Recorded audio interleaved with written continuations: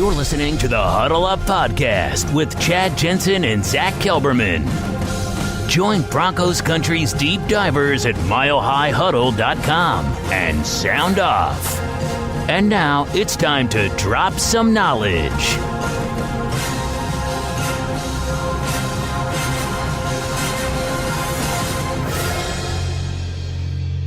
Welcome in, everybody, to the Huddle Up Podcast, presented, as always, by Mile High Huddle, powered by Overtime Media. We are coming to you from the Vivid Seats studio, and I am your host, Chad Jensen. With me, as always, my partner in crime. You know him, you love him, as the lead NFL writer for Heavy.com. He is Zack Kelberman. Zack, it's been a couple of days since last you and I were able to talk to the peeps. How you doing, brother? I'm hanging in there. You know, it's a must-win situation for the Broncos this week. It's something I'm keeping my eye on, and all the momentum of the season and the pressure on the Broncos, you can start to feel it come out of Death Valley. So I'm kind of getting a little anxious now. It's the middle of the week. The Broncos are playing a very tough opponent on their home turf in Green Bay and Aaron Rodgers. So I'm kind of getting excited about this game. Kind of a nervous energy, Chad. I'm really excited to see how this team responds to this adversity. Under Vance Joseph, we saw multiple multi-week losing streaks that just seemed like they would never end. In his first season, of course, there was that god-awful 8-game losing streak, and then they ended last season with a 4-game losing streak. In fact, the Broncos are the worst team right now in terms of the longest existing losing streak, losing the Final Four last year and then losing the opening 2 games this year. That 6-game losing streak is the longest currently in the NFL. However, I think right now people are sleeping on the Broncos a little bit, including opponents, and that's one of the reasons why we're excited to talk to our guest today, which we'll get to in just a few minutes. But I don't know, man. I feel like this Broncos team, they've kind of already crossed the Rubicon. There's no going back. They've burnt the bridges, and now it's just find a way, make a way, and they're getting a few guys back. At least it's looking like at least one starter's coming back this week. So I'm feeling, on a Wednesday, we're recording this on a Wednesday evening, I'm feeling, Zach, moderately optimistic about their chances this week. Yeah, people sleeping on the Broncos, I would say they're on tranquilizers right now. I mean, they're knocked out on Denver. So if they can spring this upset, Chad, in Green Bay, it would get everyone's attention and eyes back on them. And that's the one way to turn the season around. 1-2 is a lot better than 0-3. No doubt about it. Well, guys, we have a great show for you today. We're going to invite on here in just a few minutes a phenomenal Green Bay Packers beat writer by the name of Bill Huber, who covers the team for the Maven and Sports Illustrated. We'll get to him in just a few minutes. First, a couple of quick matters of business. As always, guys, make sure you're following the show on Twitter at HuddleUpPod. That's how you keep your finger on the pulse of what's happening with the show in real time. Don't forget to leave a creative review and a 5-star rating on Apple Podcasts if you like what you hear. And if you're on YouTube, you guys, don't forget to hit the subscribe button. That makes a big difference, and also it ensures that you do not miss a single upload, whether it's a podcast or a piece of breaking Broncos news via video. Listen up, you guys. It's a fact. Refinancing your credit card balances can lower your interest rate and save you money. And you don't have to be a financial expert to do it. Right now, you can get a credit card consolidation loan from our friends over at Lightstream with a rate as low as 5.95% APR with AutoPay. That's lower than the average credit card interest rate, over 19% APR. And that means that you could literally save thousands of dollars in interest. Get a loan from $5,000 up to $100,000. And there are absolutely no fees, no application fees, no origination fees, no transaction fees, no prepayment penalties. You can even get your money as soon as the day you apply. Consumer debt is a major plague upon our American society. Millions of families suffer from it. Let Lightstream help relieve that burden. Just for our listeners, apply now to get a special interest rate discount. The only way to get this discount is to go to lightstream.com/huddleup. That's lightstream.com/huddleup. Subject to credit approval. Rate includes 0.50% autopay discount. Terms and conditions apply, and offers are subject to change without notice. Visit lightstream.com/huddleup for more information. This is the Overtime Podcast Network. All right, Zach, before we invite Bill onto the show, I wanted to just go over the injury report. So on Wednesday, we finally got to see some developments on the positive side, some encouraging signs that the Broncos are getting, or inching anyway, a little bit closer to full strength. Let me just run through this for our listeners, and then I want to get your take. Bryce Callahan practiced. Now, he was practicing in limited fashion late last week. They worked him out before the game against the Bears, and it was a no-go. He's practicing again this week, so no setbacks, but he's still limited. Meanwhile, Todd Davis, who also showed a lot of momentum toward the end of last week in terms of his availability in practice as a limited participant, I thought he was going to play last week. But just like Callahan, they worked him out beforehand. Doctor said, nah, let's sit him one more time. But he finally, Davis, was a full participant in practice on Wednesday as the Broncos prepare to travel to Lambeau to take on the Green Bay Packers. So that's two good developments, two starters on the defensive side of the ball. I'm still ambivalent as to whether or not Callahan's trending in the right direction for playtime this week, but I'm feeling confident, Zach, I don't know about you, that Todd Davis is going to finally debut in 2019.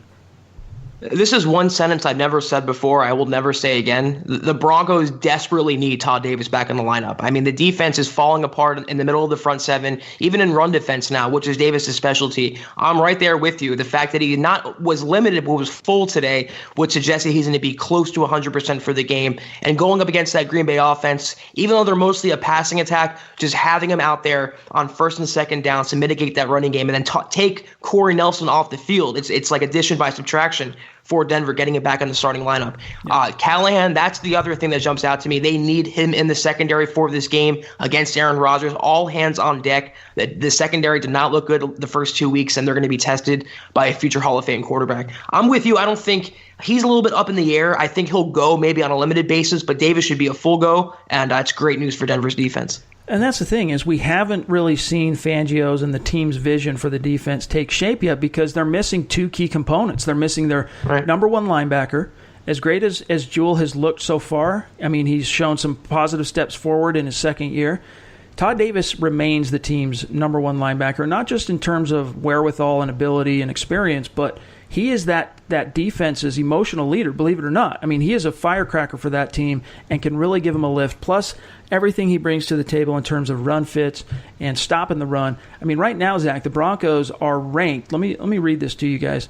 The Broncos against the run currently are ranked 23rd in the NFL, relinquishing 125.5 yards per game. Now, fans are wringing their hands, and justifiably so, over the fact that Von Miller, Bradley Chubb, no one on the Broncos defense has been able to notch a single solitary sack through 8 quarters of play, and they haven't been able to take the ball away. Well, one of the reasons for that is because of the favorable situations that the opponents have found themselves in with third and shorts, because the Broncos, without Todd Davis, have not been able to stop the run consistently on first and second down. So when a team walks into a 3rd and 3 and a 3rd and 2, the playbook's wide open. And what that means for linebackers and edge guys is they have to stay disciplined. They can't sell out and get after the quarterback because it could be a run. It could be a screen because the distance is so short to move the chain. So getting Todd Davis back, I honestly think, is really going to help in that department and set up, Zach, more of these favorable in terms of sacks, which create turnovers, 3rd and long situations. Von Miller, Bradley Chubb finally able to pin their ears back. Now, it doesn't get a whole lot easier for the Broncos this week because you got David Bakhtiari and Ryan, what's his name? I almost said Beluga, but what is it? Beluga's a whale. What's his name? I think it is Beluga. No, Beluga, Balaga, whatever. I'm sorry. Balaga. Something like that. Anyway, as the right tackle, two of the better, it's probably one of the best bookend tackle duos in the NFL right now. Yeah, to the point about Davis, you're absolutely right. He'll help on first and second down, but also third down if he's out there just by tying up blockers and letting Von Miller and Bradley Chubb go to work. But Green Bay's running attack, I mean, they have a really good player in Aaron Jones. He put up 116 yards against the Vikings defense last week and a touchdown. Those are good numbers against a tough front seven. He's not going to be an easy test for Denver, but getting their leading tackler back, their true ILB1 in that lineup. I don't think Josie Jewell was thriving in that role, and getting him back out there, and like you said, the emotional component and having their leader back on defense, it should give this D a boost because honestly, in most facets, they couldn't have looked worse the first 2 weeks. Last thing, and then we're going to get Bill on here, is that we haven't seen the defensive vision fully take shape because of lacks in personnel. Obviously, when the injury bug strikes the Broncos the way it did this past summer, they haven't been able to see that take shape yet. But we can say the same thing for the offensive side of the ball. Now, Juwan James, he's still going to be out for another couple of weeks at least. But the Broncos got Andy Janovich back at practice on Wednesday. Now, He was a limited participant. So his availability for Week 3 very much up in the air. I wouldn't be surprised if they just play it safe and plan on rolling him out there in Week 4 against Jacksonville. But really good news that Andy Janovich is back at practice with that pectoral strain he had in the preseason. And then also Joseph Jones. We talk about the lack of depth the Broncos have had. Josie Jewell and Corey Nelson, they've been playing an insane number of snaps to open this season with the injuries to Davis and Jones. Davis, full participant. Joseph Jones finally returned from his triceps injury as a limited participant as well as that. Oh, man, I actually really hope, and I never really push players to push through injuries or gut it out or come back too early, but I really hope Janovich can play in this game. If the Broncos would smart to take Aaron Rodgers out of the game, keep him on the sideline, keep the clock moving, they would employ a two-headed running attack, a ground-heavy approach in this game, and what better way to do that than to have your lead blocker in Jano? So if he could go, I would hope and prefer that he does, because Royce Freeman, especially Phillip Lindsay, they're going to be key to keeping Rodgers on the sideline and hopefully converting in the red zone and putting up some points this week. You know, you take away a couple of those facepalm holding calls on Garrett Bowles, the Broncos probably are averaging over 100 yards per game rushing, but right now they're currently ranked 20th in the NFL, averaging 92.5 yards on the ground per game. Getting Jano back, I'm telling you guys, it's an underrated component. His ability to single up with a linebacker and just blow him up and take him out of the play. He's an experienced fullback, and the Broncos have been trying to get by with Andrew Beck, who they added off waivers at the final cutdowns from New England. You know, he's a tight end / part-time fullback. Jano's a full-time fullback, has been dating all the way back to Nebraska, so I think that's going to be a boost for this rushing offense, going on the road and facing a Packers defense, who we're going to talk to Bill Huber about here in just a second, that is, they're pretty pliable against the run. They're relinquishing 122 yards per game. So they've been stellar in almost every other facet, the Packers defense, but against the run, they've been pliable, Zach. And also the fact that Jano is really good on specials. I think that's a component that'll help Tom McMahon's unit. It's just all around a win for the Broncos if they get him on the field. A good locker room leader, good guy on the huddle, good lead blocker, good on specials. It would immediately upgrade this Broncos offense for this game and give them a better chance of pulling off the upset in Green Bay. All right, we're going to get Bill on the horn here in just a second. First, we're going to take our only break of the day. We'll be right back. This is the Overtime Podcast Network. And joining us now is the publisher of Packer Maven, known formerly as Packer Report, the man, the myth, the legend. He's a friend of mine. He's a friend of Zach's. Great guy, knowledgeable beat reporter for the Green Bay Packers, Bill Huber. Bill, how are you, man? I'm great. How are you guys doing? Good. Well, we're rolling with the 0-2 punches. Hanging in there. Yeah, I'm sure that's going I'm sure that's going over real well out there. Yeah, after the last couple of years that this fan base has suffered through, Zach and I, we've been like the finger in the dike boy, But we're happy to get you on the horn with the Packers, obviously on deck this week. We had a few questions for you. So first and foremost, though, we noticed that Jimmy Graham is on the injury report. Looks like a groin. I noticed on Twitter you talked about how if they hadn't have done a walkthrough practice on Wednesday, he probably wouldn't have practiced. What's the situation there? Couldn't tell you, to be honest. He was listed as did not participate with that groin that you mentioned. Coach Matt LaFleur talks to us in the morning before they practice. So we had absolutely no idea, and he doesn't talk about injuries anyway.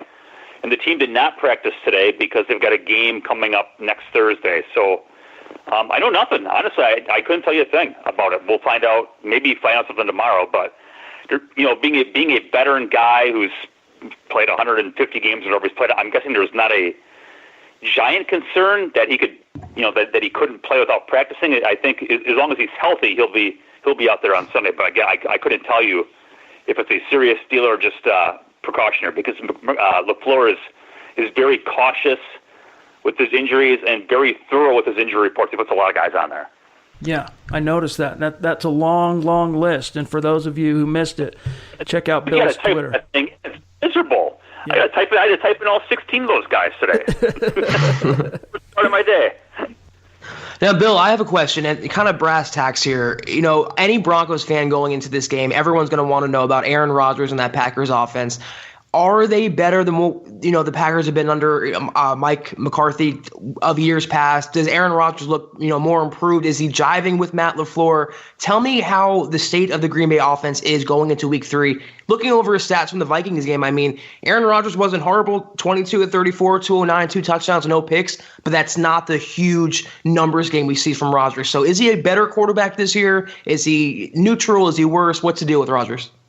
Yeah, probably neutral. The offense isn't very good.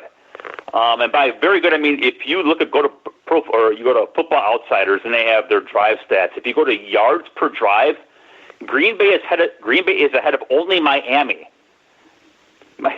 Miami is obviously the worst team in the galaxy, so that's not good. I will say two things. A, they played the Bears and the Vikings. The Bears led the league in points last year. The Vikings led the league in points in 2017, so they didn't play the Sisters of the Poor. So you played two really good defenses, and it's the new scheme. They didn't play the preseason, so I think you combine the fact that it's going to be a work in progress, and everybody acknowledges that, and you combine that with two really good defenses. I don't think it's a gigantic surprise the offense has been pretty poor. They were great for the first 16 minutes of Sunday's game against the Vikings. The offense was phenomenal. It was 21-0 in the blink of an eye, and 2.5 hours later, they've still got 21 points. So it's a mess. Rodgers is the protection hasn't been great. He hasn't had a lot of guys open. He was pretty accurate against Minnesota. He was not accurate against the Bears. They've got a lot of stuff to figure out this week for sure. Because Denver's obviously no pushover on defense. And that's one thing I wanted to ask you about too, Bill, being that you covered the Packers throughout the duration of Vic Fangio's tenure there in Chicago as defensive coordinator. Broncos fans right now are kind of feeling a little punch drunk. They don't know what to think because everyone was so excited to get the defensive wizard that coordinated that Bears defense last year that led them to, number one rankings in so many different statistical categories. And yet this defense in Denver comes out under Fangio in 2 weeks, even though, as you said, they haven't been pushovers. We haven't seen a sack yet. We haven't even seen a takeaway. And so fans are not, and of course the losses keep coming. The Broncos are 0-2, even though that second loss against Chicago was really a weird end-of-game scenario and kind of a heartbreaker. But what's the view in Green Bay of Vic Fangio, and especially with this Broncos team that's trying to dig itself out of a hole that they've been in, double-digit losses 2 years in a row. They're trying to climb out of that. What's the view on Fangio and this Broncos squad that's going to be rolling into Lambeau? Yeah, Fangio's fantastic. You go to his 4 years of the Niners and his 4 years of Chicago. I'm going to write the story later today, so I don't have the numbers in front of me, but I'm guessing they probably played, including playoffs, 12 or 13 times during that span. And, Fangio, I don't want to say he had Rodgers' number, but he had about as much success, he and Mike Zimmer, as anybody. Now, Mike Zimmer's got great personnel. Vic Fangio in Chicago had great personnel. I think the personnel is fine with Denver, right? I mean, does anybody think that their personnel is not any good? I don't think so. I think, just talking to Rodgers and some of the guys today, there's been a lot of quick passing and a lot of chipping of Chubb and Miller to kind of mitigate that. So if you're going to chip those guys or double them, then it's up to everybody else to perform. But the Broncos are getting them 20 points a game. That should be good enough to win most weeks. And the turnovers will come and the sacks will come because they've always been there for Fangio. I wouldn't be overly concerned about that side of the ball. His track record is fantastic. Bill, you hit on Denver's scoring defense. Chad was telling me, I didn't realize, that the Packers have apparently a good red zone defense or playing good red zone or good defense in the red zone and putting the clamps down. They're the second scoring defense right now, ranked number 2, giving up 9.5 points per game. There it is. So what could you say about the defense this year? I mean, is it just a one-week wonder? Is it an outlier, or is this a much improved unit? And on top of that, a lot of Broncos fans this offseason wanted Adrian Amos, and he's been, I think, a good addition to that Packers defense. Was he worth the money? Is he a difference maker in that secondary, and is he someone that Flacco's going to have problems with on Sunday? Yeah, he's a glue guy. He had the game-winning interception against the Bears a couple weeks ago. It's really not his thing. I mean, he's never been he's got 4 picks in 5 years, or 4 picks in 4+ seasons. I hate to say 5 years now. It's only 2 games, but he's never been a great playmaker. But he just makes all the plays that are there, all the plays that need to be made. He makes them. He gets the guy down, he covers, He plays run support. He's where he needs to be. He gets guys lined up. It's all the other things. I remember when they signed him. I mean, I was ready. He had 3 interceptions in 4 years in Chicago. I talked about him being a playmaker, and their secondary coach said, well, when I think of plays, I think about guys getting tackled. I think about, the guy being covered. It's kind of those things that it's not the splash plays, it's the eliminating of splash plays. He's just really good at that. As far as the defense is legit. I've been saying it for months now. The defense is going to be terrific. A, because Mike Patton's a really good coordinator, and B, they bought so much personnel. They bought Zadarius Smith, who's been fantastic. They bought Preston Smith, who's been fantastic. So those guys are infinitely better than Clay Matthews and Nick Perry were last year. I mean, it's not even close. And then safety was this gigantic dumpster fire where they got rid of Clinton Dix at midseason. They got rid of Jermaine Whitehead at midseason. Kentrell Bryce is always hurt. Then moving cornerback Tremont Williams to safety, it was a total disaster. Well, they signed Amos, and then they draft Darnell Savage in the first round. So the 2 position groups where they're just god-awful last year, they've gone out and invested. At outside linebacker, it's the Smiths and Rashawn Gary, the first-round pick, and then at safety, it's Amos and Savage. The corners are already fine. So now that you've got decent corners, now you've suddenly got a pass rush. Yeah, the defense is good, and it's going to be good. This isn't a fluke. They'll get tested here in a bit because after this game they got Wentz, and they've got Prescott, and they've got Stafford, and they've got Carr, Mahomes, and Rivers.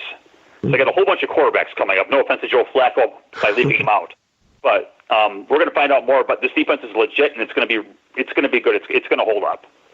Is it going to be number 2 in the league in scoring by the end of the year? I'm not sure about that, but if these guys aren't top 10, someone's head should roll because they've got the personnel to do it. I was just going to say, man, looking at their numbers on the game release, the pregame release that we get sent, I mean, they're in the green on almost every major statistical category.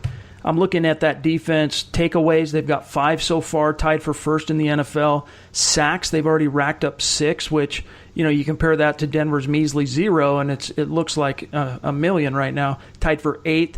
But their third down percentage, they're only allowing the Packers opponents to convert on third down 25% of the time. Meanwhile, Broncos fans, think about this. The Denver Broncos are allowing opponents to convert 52% of the time. So, and then in the red zone, they haven't allowed a single touchdown in the red zone, Bill. That's amazing. Yeah, it's easy to look at sacks, but it's the first and second down stuff too. I mean, you get them in the third and long, you got a fighting chance there. The Bears, they just demolished the Bears. The Vikings, well, Dalvin Cook ran for 1 million yards. He had 75 on one play, and that's not an asterisk. It's just a fact. I mean, you can't give up 75-yard touchdowns, but you take away that one, they play good run defense for most of the game. So you play good run defense, and then you get third and longs, and then third and longs come, and you get to go turn your guys loose. So it's a pretty simple formula, and their corners are good. As long as Kevin King can stay healthy, which he's been unable to do his first 2 years, but he's been fantastic. And Jair Alexander's their first-round pick from a year ago, and he's really good. Alexander said that they're the best corners in football. I wouldn't go that far, but when you combine at least really good corners with a legit pass rush and the ability to get guys in the third and long, it adds up into this. Again, they're going to play better quarterbacks than Trubisky and Cousins, but so far so good. Bill, I want to take your temperature on this game from kind of an outsider's point of view, or at least a point of view from someone who's covering the opposing team. This is, I would say, a must-win game for the Broncos at 0-2, and this could be a possible early season trap game if even one exists this early in the season. But with the Broncos coming into Green Bay, how are they being viewed right now? Are they a laughingstock? Are they an under-the-radar team that the Packers can't take lightly or overlook? What would you say is one thing that's a daunting quality that the Broncos bring to the table as an opponent? And what's one thing that the Packers think they can, dominate in, or what's one thing they're not really scared of at all when facing a team like the Broncos? Yeah, I think the Packers aren't taking these guys lightly. Look, they beat the Bears last week, right? Those standings might not show, but they beat the Bears. Everybody knows they beat the Bears. Yeah. And Green Bay's got all the respect in the world for Chicago. So from Green Bay's perspective, they're playing a 1-1 team that beat the Bears. And now because they didn't beat the Bears, they're pissed off about it. So I think they respect that. And how do you look at the defense and think anything besides they're fantastic? I mean, Chubb and Miller are not going to have 0 sacks much longer. Chris Harris is a hell of a cornerback the Packers respect the heck out of Callahan from his years with the Bears. There's no way to look past these guys, especially when you look at Green Bay's offense, and they're not any good at this point. So, no, they're not looking past these guys at all. The other side of the ball, maybe there's the danger of being a little high on the horse after two really good games and seeing Flacco come to town, and he's a sackable guy who doesn't have a lot of big play threats. So maybe that side of the ball, but I think it's just way too early in the year to talk about trap games and all that kind of stuff. Yeah. Neither one of us are big prediction guys, but I know our listeners are really going to want to know. Bill, our last question for you tonight is, how do you see this game unfolding? The last I checked, the Packers were 7.5-point favorites, obviously. But how do you see this game unfolding? What's your prediction? Well, I'm 0-2 for my predictions, so I don't know if you, I don't know what that means. Otherwise, I'm not nearly as smart as I would hope I'd be. It's hard to cover 7.5 when you can't score. So that's a big point spread for an offense that's just kind of spinning their wheels. I mean, they played 1.5 good quarters. They had one good drive against the Bears, and they played a terrific quarter against the Vikings. The rest of the time hasn't been very good. I think Green Bay wins. I mean, they're at home, and the defense is fantastic, and I do think the offense will get going at some point. So I think they win. Covering that spread, though, for a team that can't score or has had trouble scoring, that seems like a tall order, in my opinion. Yeah. Well, hey, Bill, thank you for joining us tonight. You guys, make sure you check out Bill on Twitter, @BillHuber, SI. Check out his work at footballmaven.io/Packers. He does phenomenal work, long-time credentialed journalist covering this Green Bay Packers team. So, Bill, thanks for joining us. It's been a true pleasure. All right, take care, guys. I appreciate it. Great conversation there with Bill. A phenomenal follow on social media. Make sure you guys check him out @BillHuber, SI, and check out his pre-Week 3 work on the Broncos and the Packers matchup. Definitely worthy. Zach, I think that should do it for today. We've covered a lot of ground, and we'll be back tomorrow with the VIP mailbag simulcasting on YouTube. But I say sayonara to our listeners. Yeah, I mean, I hope Broncos fans are still hanging in there, though. It's something we've been saying the last couple of pods. Don't discount this team. Don't boycott. Don't, not watch on purpose on Sunday. Just hang in there. Keep listening to the pods. Watch the Packers game. The Broncos might just play a little better, might spring the upset. It's definitely worth monitoring, Broncos fans.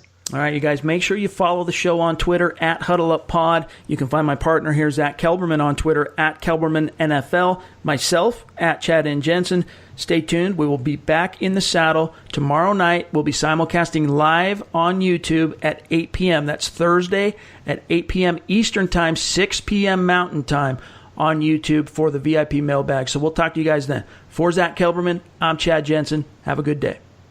You've been listening to the Huddle Up Podcast. Join Broncos Country's deep divers at milehighhuddle.com to keep the conversation going.